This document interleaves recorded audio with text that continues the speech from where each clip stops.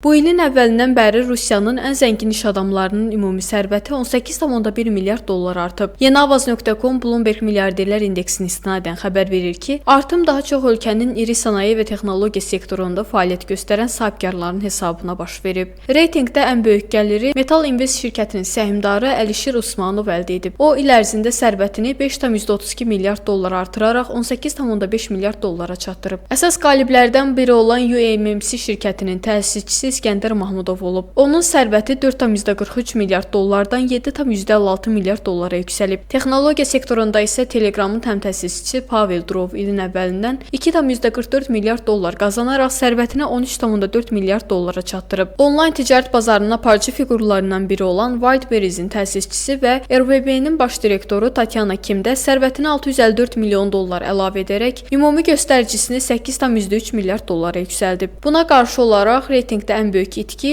NLMK-nin rəhbəri Vladimir Lisin də qeydə alınıb. Onun sərvəti 3,7 milyard dollar azalaraq 22,8 milyard dollara düşüb. Rusiyanın enerji şirkəti Lukoilin təsisçisi Azərbaycan əsilli Vahid Ələkbarovun sərvəti isə bu ilin əvvəlindən 2,58 milyard azalaraq 22,7 milyard dollara enib.